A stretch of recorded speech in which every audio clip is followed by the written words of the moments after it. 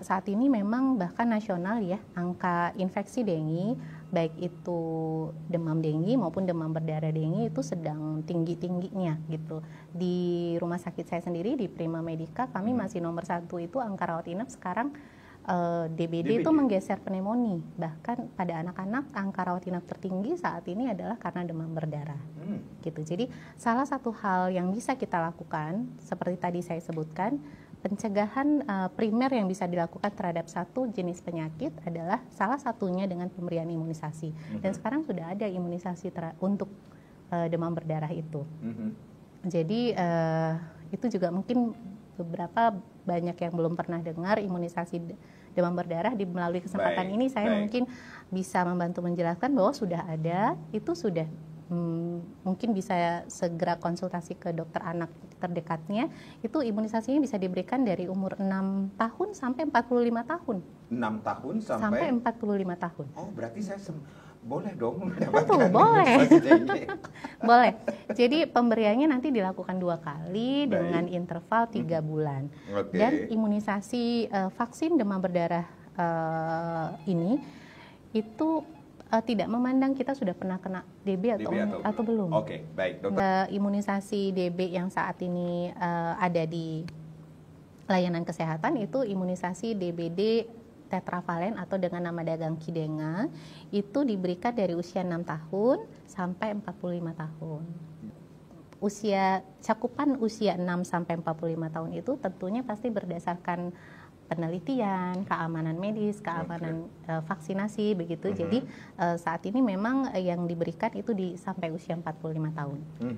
Gitu. Jadi kalau di usia di atas itu mungkin tidak masuk di usia rekomendasi pemberian imunisasi DBD. Seperti itu. Kenapa mungkin dosisnya dong ditambah? Mungkin perlu penelitian lebih lanjut lagi pada kelompok lansia atau kelompok yang beresiko begitu ya. Iya, dok, bukan hanya 6 sampai 45 tahun Betul. Kasihan dong yang 45 tahun. Iya, nanti jadi PR buat ini ya, buat Kemenkes juga atau dari para peneliti, jadi biar bisa meneliti dengan subjek penelitian yang usianya lebih rentang usianya lebih luas ya. Diberikannya 2 kali dengan interval 3 bulan. Jadi mendapat 2 kali penyuntikan dengan interval 3 bulan.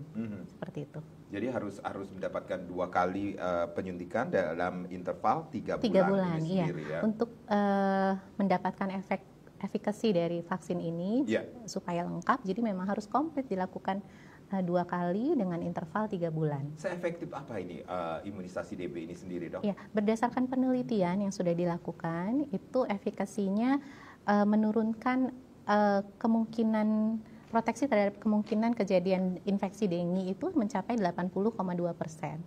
Itu secara keseluruhan efikasinya.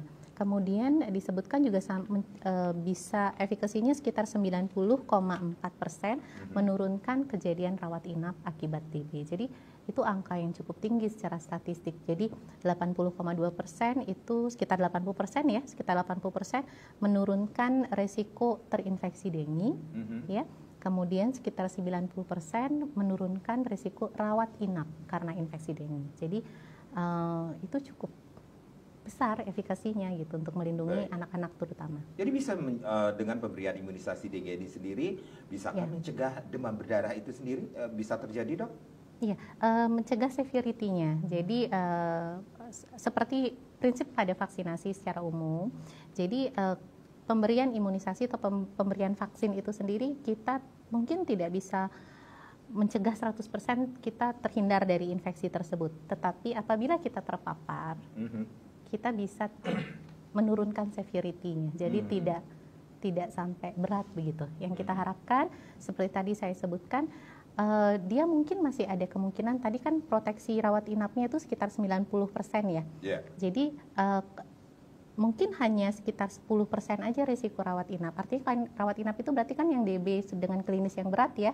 Tapi 90% lainnya mungkin dia terinfeksi DB, tapi dia tidak perlu rawat inap.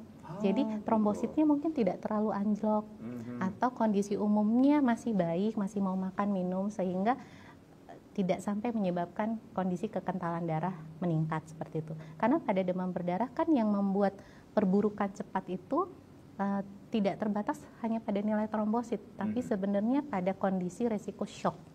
Jadi yang menyebabkan anak bisa kondisi kritis pada DB itu adalah kondisi shock akibat dengue. Itu sudah expanded dengue syndrome, itu sudah berat biasanya. Jadi darahnya kental. Baik. Gitu. Jadi itu yang ditakutkan pada DB. Tidak hanya melulu nilai trombosit yang turun ya, malah seringkali trombositnya turun, tapi kondisi anaknya masih baik gitu, masih mau makan minum, kemudian nilai kekentalan darahnya masih baik. Tapi sebaliknya, kalau sudah kekentalan darahnya sampai meningkat, nah itu resiko shocknya tinggi. Biasanya kondisi anaknya yang kritis seperti itu. Ya bahkan beberapa kan mungkin kalau terlambat penanganan pemberian cairan atau mungkin telat dibawa ke rumah sakit gitu kan bisa sampai berakibat fatal, bahkan bisa menyebabkan kematian. Baik, dengan kasus demam berdarah yang semakin marak ini sendiri, Dok, dengan pemberian imunisasi dengue ini sendiri, ini adakah kemungkinan akan kembali terulang terjadinya DBD terhadap orang yang sudah pernah mendapatkan, baik itu pernah terkena DB, walaupun sudah mendapatkan imunisasi dengue ini sendiri, Dok? Baik, jadi kalau sudah terimunisasi yang atau sudah mendapatkan imunisasi dengue, mungkin masih bisa saja terkena karena kan ada 4 serotype virus DB ya, ada DN1, 2, 3, 4. Jadi apa itu? Bisa dijelaskan, Dok? Jadi mungkin bahasa yang gampang dimengerti. Jadi dia ada 4 jenis virus penyebab DB-nya. Iya, jadi ada virus tipe DN1, 2, 3, 4. Jadi mungkin saja yang sudah pernah kena bisa terkena lagi dengan jenis virus yang lain masih mungkin, tetapi severity-nya mungkin saja berbeda. Misalnya yang pertama kali terkena, dia mungkin jatuh dalam kondisi berat sehingga dia harus rawat inap. Beratnya dalam artian bagaimana? Trombositnya sampai di bawah 100.000, atau dia lemes sekali, tidak sampai makan minum, atau sudah sampai yang kondisi berat tadi saya bilang, darahnya mengental sehingga dia jatuh ke kondisi shock. Nah itu kan harus rawat inap ya. Nah yang ini mungkin nggak masih bisa terkena lagi kemudian hari. Bisa saja kalau dia mendapat infeksi virus lagi ya.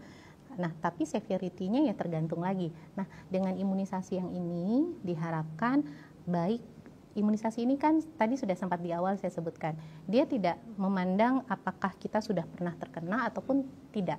Jadi diharapkan kalaupun kita nanti sudah terproteksi imunisasi ini, kita kena infeksi dengue itu tidak berat.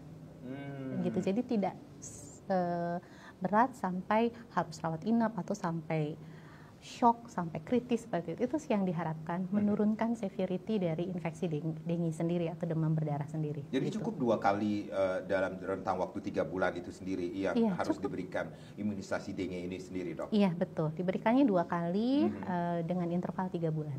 Jadi saya rasa imunisasinya tidak terlalu ribet, artinya tidak terlalu banyak pengulangan, sehingga besar harapan kami juga cakupan imunisasinya tinggi begitu.